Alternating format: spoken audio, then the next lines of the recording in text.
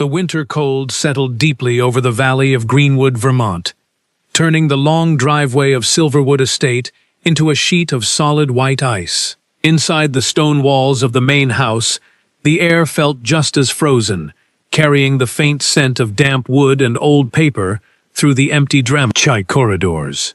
Lily Mercer stood by the tall, frosted window of the morning room, her hands tucked into the sleeves of her faded gray wool dress to keep them warm. She watched the skeletal branches of the oak trees shake against the gray sky, wondering if the bitter wind would ever die down. The house had been quiet for 3 years, ever since the master left for his travels across the ocean, leaving the property in a state of slow, creeping neglect. Lily knew every cracked floorboard and every drafty corner of this house, having lived here as a quiet relative who handled the daily chores that the servants were too few to manage. She moved through the rooms like a shadow, speaking only when someone addressed her, finding a strange peace in her quiet duties. Lily's life was measured in small, useful tasks that kept her hands busy from sunrise until the candles burned low at night. She spent her mornings mending the heavy household linens, polishing the old silver plates that were rarely used, and arranging dried winter flowers in the grand dining room. Her clothes were always plain, made of simple brown or gray fabrics that she had altered herself from styles that were 5 years out of date. Her dark hair was gathered simply at the back of her neck, held in place with a plain wooden comb. The rest of the household rarely noticed her presence, which was exactly how she preferred to live her life in the great house.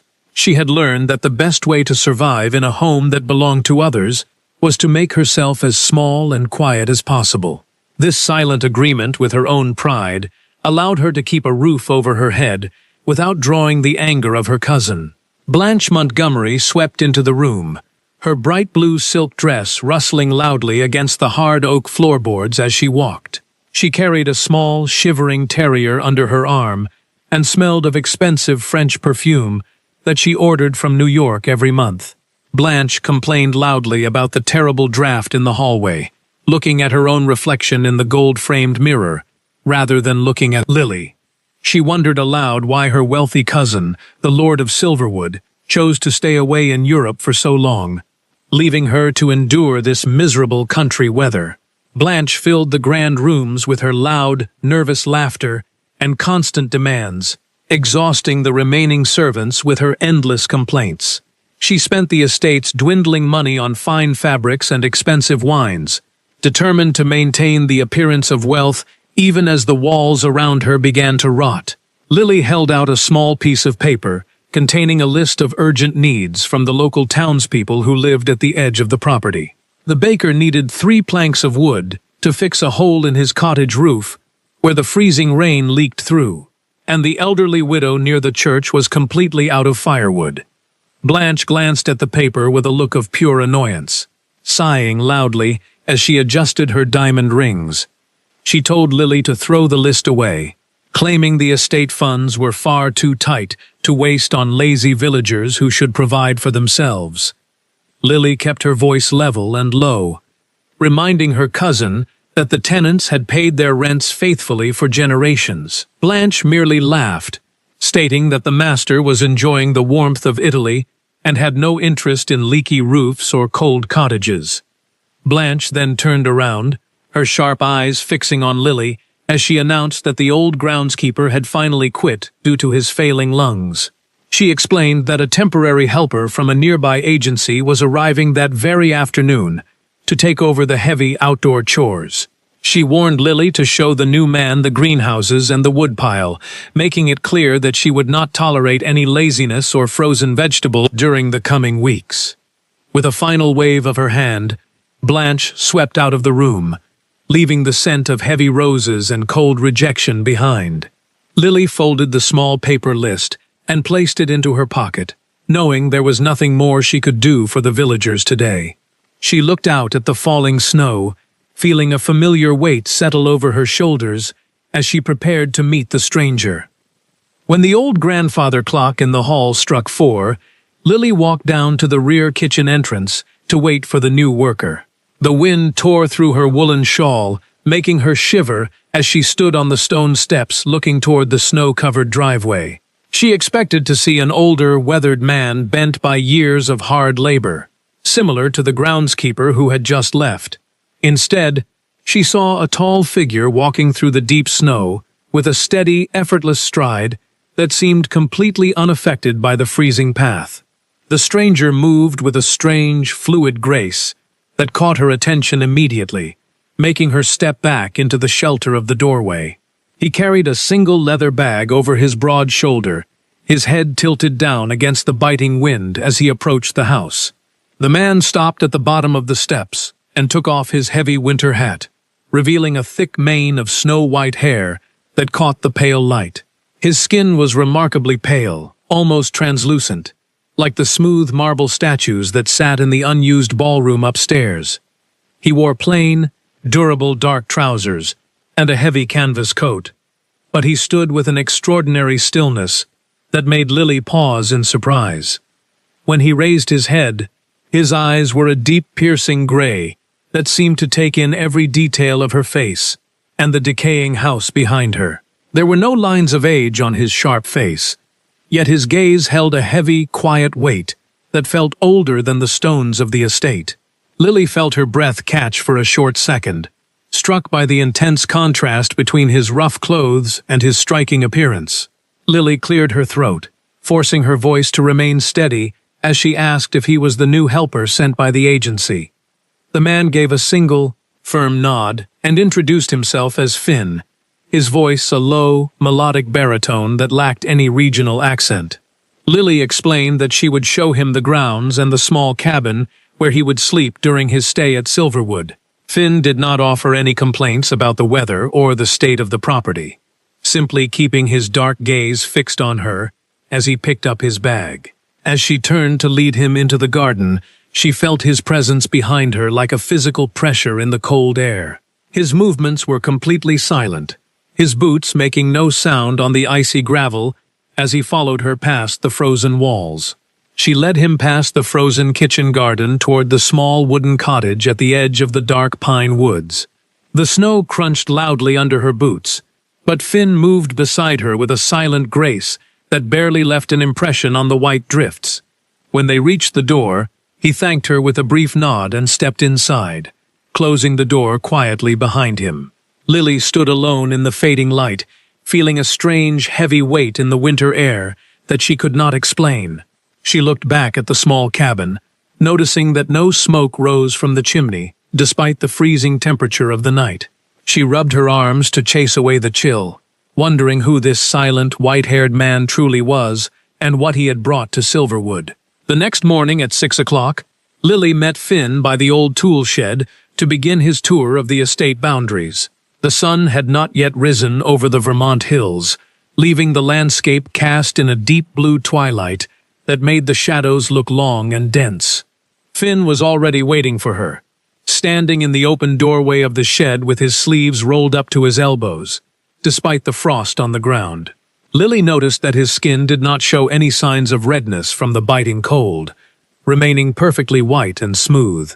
He held an old iron shovel in his pale hands, his grip tight and effortless, as he watched her approach through the morning mist. She felt a slight tremor of nervousness, but pushed it away, determined to complete her duty without showing any weakness to the newcomer. She walked him toward the large glass greenhouses that sat on the southern slope of the hill, their frames covered in layers of grime and cracked panes. Lily explained that the old groundskeeper had been too weak to clean the glass or maintain the coal boiler, causing most of the winter crops to die weeks ago. Finn walked along the rows of empty wooden beds, his long, pale fingers lightly brushing against the frozen dirt as he inspected the structure. He did not speak a word, but his eyes moved quickly, analyzing the broken iron pipes and the clogged drainage systems with intense focus. When he reached the end of the long glass house, he turned to look at her, his expression completely calm and unbothered by the devastation.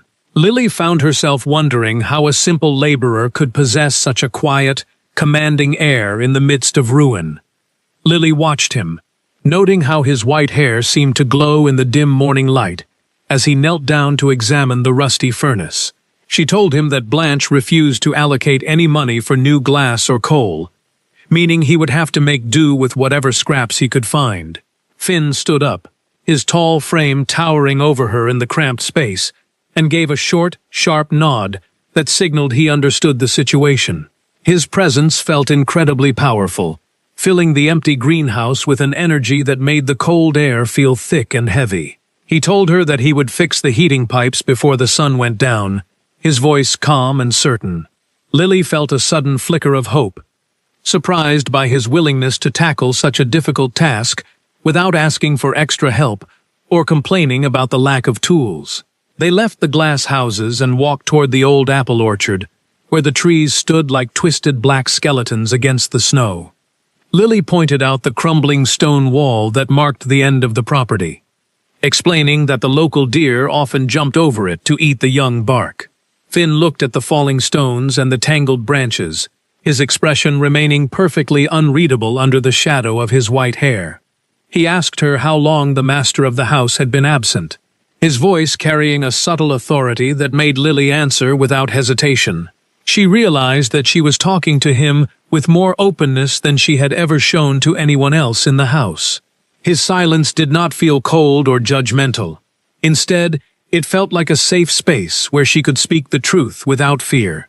She told him that the Lord of Silverwood had been gone for 3 full years, leaving Blanche in complete control of the local accounts and the tenants' leases. She admitted that the estate was slowly breaking apart, with pieces of land being neglected, and the local farmers losing faith in the family name. Finn listened in total silence, his pale face turning toward the main house as his jaw tightened into a hard, rigid line. Lily felt a sudden chill run down her spine, realizing that his quiet anger felt far more dangerous than any loud argument she had ever heard. He looked as though he wanted to tear down the walls of the grand house with his bare hands, his gray eyes flashing with a dark light. She stepped back slightly, reminded of the vast distance between her quiet world and the intense energy that surrounded him. As they walked back toward the kitchen garden, Lily asked him about his unusual white hair and pale appearance, wondering if he was suffering from an illness. Finn paused near a frozen rosebush, looking down at his own white hands before meeting her gaze with a steady, calm expression. He explained that his family had always possessed this appearance, a trait passed down through generations that made them sensitive to the bright sun, but comfortable in the winter dark. His words were simple, yet there was a deep meaning in his tone that left Lily full of questions about his past. She noticed that he did not breathe heavily, despite the long walk through the deep snow, his chest rising and falling in a slow rhythm. His pale skin looked completely unblemished, free of the scars and marks that usually covered the bodies of working men. Finn then asked her why she chose to stay at Silverwood when her cousin treated her like an unwanted servant who deserved no respect. He noted how she spent her days working in the cold rooms, while Blanche enjoyed the warmth of the fire and the finest food available. Lily looked away, her fingers tightening around her wool shawl as she thought about her past and the choices that brought her here. She felt surprised that a complete stranger could see through her careful composure so easily, noting things that everyone else in the house ignored. It was the first time in years that someone had asked about her feelings, and the question felt both frightening and comforting. She realized that Finn was not just watching the grounds. He was watching her with a level of attention that she had never experienced before. She explained that the previous owners, the late Lord and Lady, had taken her in when her own parents died, giving her a safe home when she had nowhere else to go. She felt a deep sense of loyalty to their memory and to the house itself, believing that she had a duty to protect whatever pieces of their legacy remained. Finn watched her face closely as she spoke, his gray eyes softening just a fraction as he took in her honest words.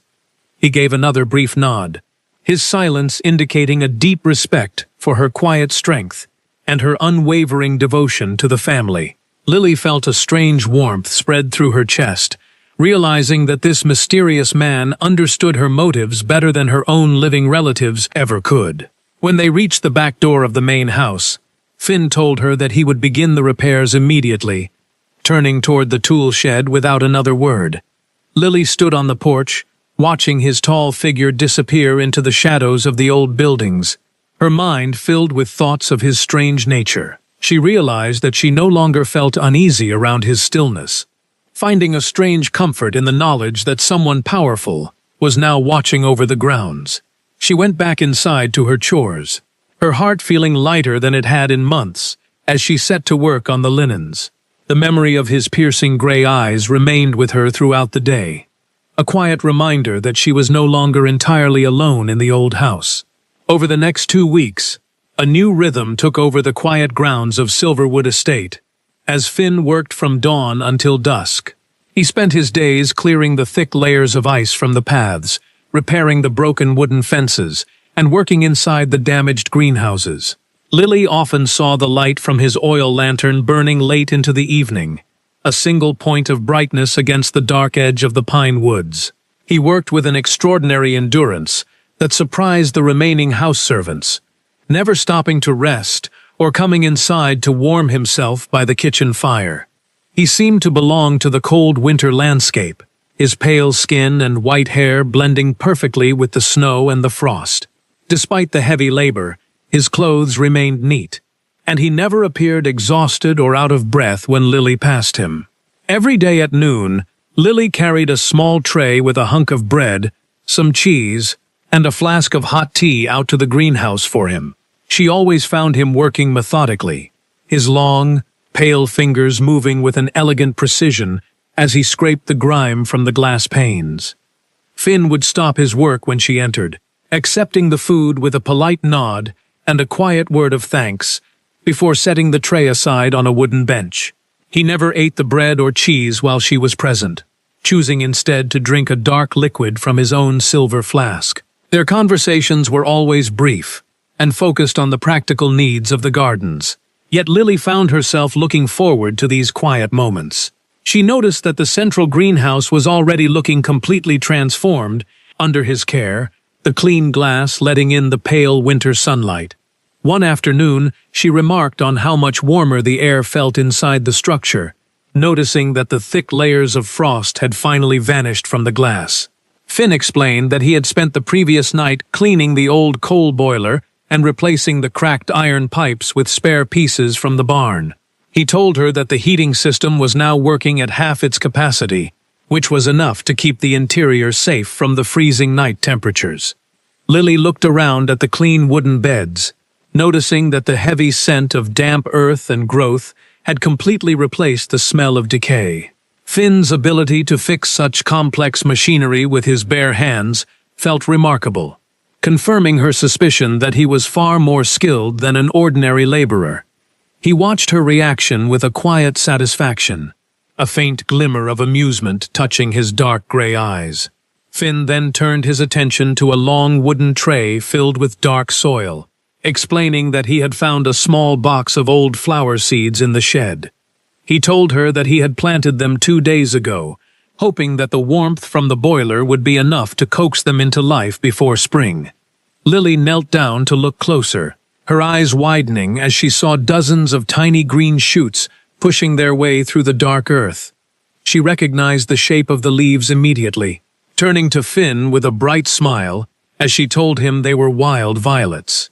She explained that the late Lady of Silverwood had loved violets, planting them along the eastern terrace where they used to bloom every May. Finn looked down at the tiny plants, his pale face reflecting the soft light, as he promised to protect them from the remaining winter frosts. Their conversation shifted to the broader state of the estate, and Finn asked about the missing supplies that were noted in the old records. Lily explained that Blanche had ordered the stable boys to sell the organic fertilizer and the spare tools to a wealthy farmer in the next town. She admitted that her cousin cared nothing for the future of the land, using every dollar she could find to pay for her frequent trips to New York. Finn's expression turned icy cold as he listened, his long fingers tightening around the iron shears he was holding until the metal creaked. Lily felt a sudden wave of tension fill the space between them, realizing that his quiet anger was a powerful force that could easily crush anyone who crossed him. He said nothing more, turning back to his work, with a hard line in his shoulders that told her the subject was closed. Lily walked back to the main house, her mind racing with thoughts of the strange contrast between Finn's cold appearance and the life he was bringing back to the land. She could not deny the incredible changes he had made in such a short time, turning the decaying greenhouses into a sanctuary of warmth and growth. She felt a deep sense of gratitude for his hard work, knowing that he was preserving the things she loved most about Silverwood. As she entered the warm kitchen, she noticed that her own hands were shaking slightly, not from the cold wind, but from the intense energy of their interaction. She spent the rest of the afternoon working in the laundry room, her thoughts constantly returning to the pale man with the white hair, who worked alone in the snow. That night, Lily looked out her bedroom window before climbing into bed, her eyes searching the dark landscape for any sign of his presence. She saw the familiar glow of his lantern moving slowly along the edge of the apple orchard, a silent guardian watching over the sleeping trees. She wondered why a man of his clear intelligence and power chose to spend his nights working in the freezing cold of a ruined Vermont estate. She felt a deep curiosity about his true motives, realizing that there was a vast mystery surrounding his identity that she had yet to uncover. Despite her questions, she felt a profound sense of safety, knowing he was out there, his silent strength forming a protective barrier around the house. She fell asleep to the sound of the wind, her dreams filled with the scent of damp earth and the image of wild violets blooming in the snow. As the weeks passed, and the winter began to soften into early spring, Lily noticed small, anonymous repairs happening along her daily paths around the estate. One morning, she discovered that the loose stone step near the laundry entrance, which she had tripped on for 2 years, had been perfectly reset and leveled.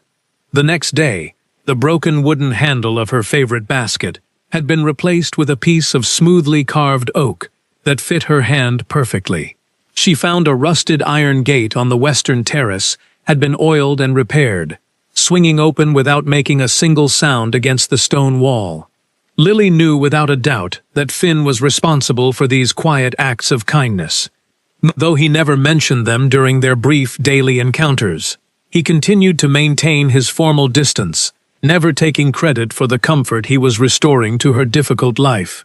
One chilly evening, after Blanche had gone to bed, Lily went into the grand estate library to find a book on local plant remedies for the cook. The room was large and dark, the high shelves of leather-bound books cast in deep shadow as the single candle in her hand flickered against the drafts. She walked along the rows of history volumes, her footsteps echoing softly on the wood floor, before she froze in surprise at the sight of a figure in the corner. Finn was standing by the large oak desk, holding an old handwritten ledger that contained the original land grants and boundaries of Silverwood from 2 centuries ago. He did not have a lamp or a candle near him, yet he was reading the faded ink pages with perfect ease in the near-total darkness of the room. He looked up as she entered, his white hair gleaming in the faint light of her candle as he closed the book with a soft thud. Instead of apologizing for his presence in the main house, Finn stepped forward with his usual fluid grace, asking if she needed assistance reaching the upper shelves. Lily pointed to a thick green volume on the 3rd shelf, her voice a quiet whisper as she thanked him for his help in the dark room. Finn reached up effortlessly, his long, pale arm stretching past her to retrieve the book before handing it down to her with a polite nod. As their fingers brushed against each other for a brief second, Lily felt a sudden shock pass through her skin, noticing that his hand was as cold as ice. She looked up into his sharp face, seeing the intense depth of his gray eyes as he stood close to her in the narrow aisle. She felt no fear in his proximity, only a strange, powerful awareness that made her heart beat faster against her ribs. Lily remained in the aisle, asking him if he found the history of the estate interesting, gesturing to the old ledger he had been reading on the desk. Finn looked back at the old book, his voice dropping into a low murmur as he spoke of the people who had built Silverwood centuries ago. He described their love for the valley and their dedication to protecting the surrounding forests as if he had witnessed their work with his own eyes. He spoke with a level of knowledge and refinement that no ordinary helper could possess, using words that revealed a deep, classical education. Lily listened to his voice, completely captivated by the smooth, hypnotic cadence of his speech, as he shared the forgotten stories of the land. She realized that this man was a complete mystery, an educated gentleman hiding beneath the rough clothes of a temporary laborer. Their quiet conversation was interrupted by the sound of footsteps in the hallway, as Martha, the elderly housekeeper, entered the library with a fresh basket of logs. Martha stopped in her tracks when she saw Finn standing in the shadows, her eyes widening in recognition as she let out a sharp gasp. Instead of questioning the worker's presence in the master's private library, the old housekeeper dropped into a deep, respectful bow, her hands trembling against the wood.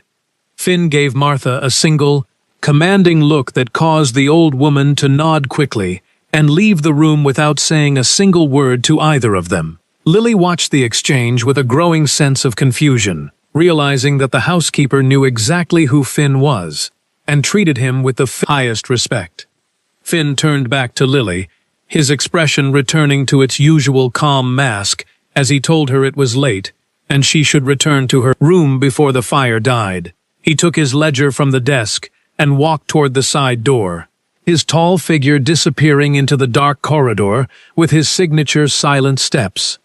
Lily stood alone in the library, holding her green book against her chest, as her mind raced with 100 new questions about his true identity. She knew now that Finn was not a temporary helper from an agency, but someone who held absolute authority over the oldest servants in the house. She walked back to her small bedroom, her thoughts completely consumed by the memory of his freezing touch and the respectful bow of the old housekeeper. The arrival of early spring brought a major crisis to Silverwood Estate, as Blanche decided to throw a lavish party for her wealthy friends from New York. She spent the remaining estate funds on expensive decorations, fine foods, and musicians, filling the grand ballroom with loud music and laughter for 3 full days. Lily was forced to work twice as hard to keep up with the demands of the guests, carrying trays of wine and clearing empty plates until her feet ached with exhaustion. She watched her cousin waste the last of the family's resources on people who cared nothing for the property, feeling a deep sense of despair for the future. Finn remained outdoors during the festivities, his silent figure moving through the gardens as he ignored the noise and the bright lights coming from the high windows. On the final morning of the party, Blanche called an emergency meeting in the morning room, announcing her plan to sell the ancient maple forest that bordered the northern river. This tract of land was essential for the local townspeople, who had used the communal forest for generations to collect timber and produce maple syrup during the spring thaw. The news spread through the valley like wildfire, causing a group of desperate farmers and town elders to gather outside the main gates of the estate. They stood in the cold spring rain, their faces etched with worry as they begged to speak with the manager about the sale that would ruin their families. Blanche refused to face the crowd, looking out the window with a sneer of contempt, before turning her back on their shouts. Blanche ordered Lily to go out onto the front steps and tell the villagers that the sale was final, warning her not to allow any of them inside the house. Lily felt a wave of shame wash over her, but she obeyed, walking out onto the grand stone porch to face the worried crowd of her neighbors. She listened patiently to the baker and the old farmers as they explained that losing the forest meant their children would have no heat for the coming winter. Lily gripped the stone railing, her voice trembling with emotion, as she promised the townspeople that she would do everything in her power to change her cousin's mind. She looked toward the edge of the woods, noticing that Finn was standing near the tool shed, his sharp gray eyes fixed on her as he listened to every word. Lily returned to the morning room, her face pale but determined as she confronted Blanche about the cruelty of destroying the local village's livelihood for a single season in the city. She pleaded for the preservation of the ancient trees, reminding her cousin that the townspeople depended on that land to survive the harsh Vermont winters. Blanche scoffs loudly, stepping close to Lily with a look of pure malice, as she reminded her of her dependent status in the house. She told Lily that she was a penniless relative who ate her bread and lived under her roof by her charity alone, meaning she had absolutely no voice in the decisions of Silverwood. The humiliation was a raw, burning wound in Lily's chest as Blanche ordered her to leave the room and never speak of the estate accounts again. Lily rushed out of the main house, her eyes burning with unshed tears as she sought the quiet sanctuary of the old gardens to hide her deep shame. She walked quickly along the gravel paths, her breath coming in short gasps as the memory of her cousin's cruel words echoed in her mind. She felt completely powerless, a mere shadow in a grand house that was being systematically dismantled by greed and indifference. She sank onto an old stone bench near the western wall, burying her face in her hands as the weight of her situation threatened to crush her spirit. The beauty of the early spring morning felt like a mockery of her internal pain, leaving her feeling more isolated and abandoned than she had ever been before. Lily sat on the weathered stone bench for a long time, her hands clasped tightly in her lap as she stared at the damp gravel beneath her boots. She did not hear any footsteps, but she felt a sudden drop in the temperature around her, a familiar coldness that told her she was no longer alone in the garden. She looked up to see Finn standing a few feet away, his white hair catching the soft afternoon light as he watched her with an intense expression. He looked completely solid and reassuring, an immovable force against the chaos of the grand house and her cousin's cruel decisions. Lily wiped her eyes quickly, trying to regain her composure, but the deep sorrow in her face was impossible to hide from his piercing gaze. Finn stepped closer, his low voice breaking the silence as he asked her what Blanche had said during their confrontation inside the morning room. Lily poured her heart out to him, her words tumbling out in a desperate whisper as she explained the plan to sell the ancient maple forest to a wealthy developer. She told him how the local families would starve and freeze without the communal land, and how Blanche had humiliated her for trying to defend them. She admitted her own complete helplessness, stating that she was nothing more than an unwanted dependent who had no power to stop the destruction of the estate. Finn listened to every word without interrupting, his pale face turning into a mask of pure, regal anger as his gray eyes darkened into the color of a stormy night sky. Finn stood before her like a powerful statue, his presence radiating an energy that seemed to cause the wind around them to die down into a dead silence. He reached into the deep pocket of his canvas coat and pulled out a single, beautiful white orchid, presenting it to her with a gentle movement of his long fingers. Lily gasped in surprise, staring at the perfect flower which should not be able to grow or bloom in the cold climate of a Vermont spring. As she reached out to take the stem, her fingers brushed against his ice-cold skin, and she felt a wave of calm wash over her troubled mind. The touch was no longer shocking.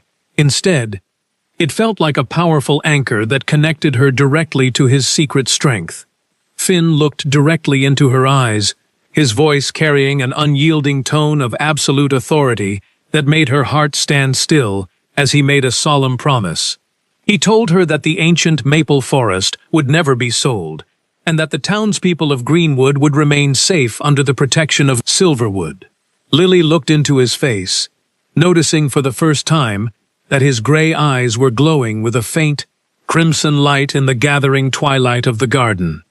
The supernatural shimmer revealed his true nature beyond any doubt, confirming that he was a creature of the night, a powerful being who ruled from the shadows. Yet, as she looked at his white hair and pale skin, she felt absolutely no fear, realizing that she loved him completely for the quiet protection he had given her. Finn turned and walked back toward the dark pine woods without another word, his tall figure blending seamlessly into the shadows of the early evening. Lily remained on the stone bench, holding the perfect white orchid against her chest as a slow realization spread through her mind, like a warm fire. She understood now that the mysterious worker was the true mythical master of the estate, a timeless protector who had returned to save his lands from ruin. Her heart beat with a frantic, hopeful rhythm as she looked at the flower, knowing that hope was no longer a foolish thing in this house. She rose from the bench and walked back toward the kitchen entrance, her steps firm and her spirit completely renewed by the impossible words of the white-haired king.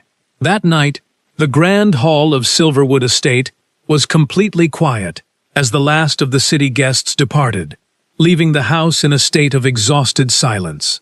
Finn walked into the private estate office, using a master key he had taken from the library desk, his movements completely silent in the dark room. He lit a single candle on the heavy oak desk, the small flame throwing long, dancing shadows across the shelves of old tax ledgers and property records.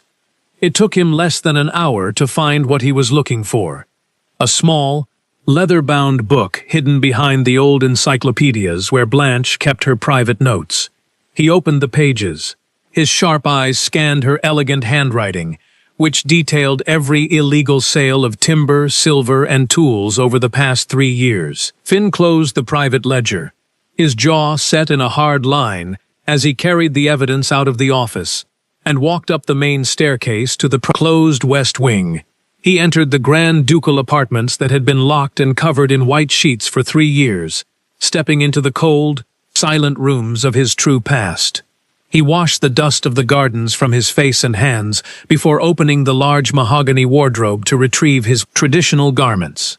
He dressed in a long coat of black wool, embroidered with silver thread, a fine white linen shirt, and a vest of dark silk that fit his powerful frame perfectly. The transformation was complete as he stood before the tall mirror. The humble worker named Finn had vanished, leaving the true vampire king, Caleb, in his place. Caleb walked down to the main kitchen and instructed Martha, the old housekeeper, to summon both Blanche and Lily to the grand study immediately for an urgent matter. Martha bowed low, her hands shaking with deep respect as she rushed upstairs to fulfill the command of her true master. A few minutes later, Blanche entered the dark oak study, her silk robe rustling as she complained loudly about being disturbed at such a late hour of the night.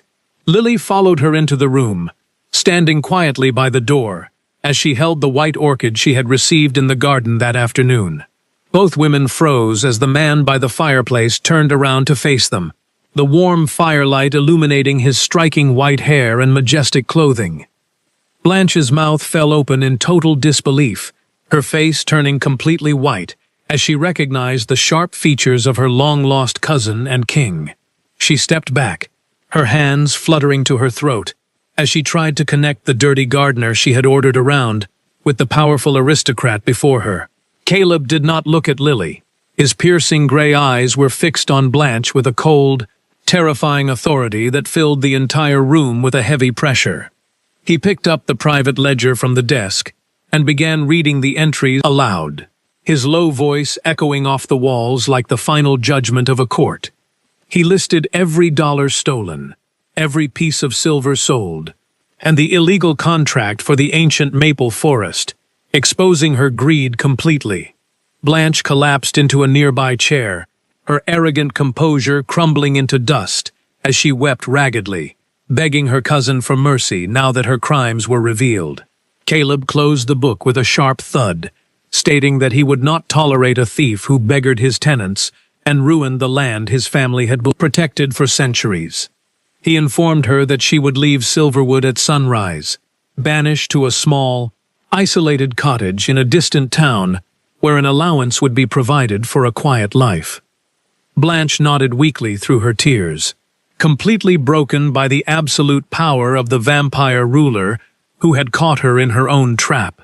She left the room in deep shame, escorted by the old housekeeper, leaving Caleb and Lily alone in the quiet warmth of the study. Caleb turned his full attention to Lily, his steps completely silent as he crossed the room to stand before her in the soft light of the fading fire.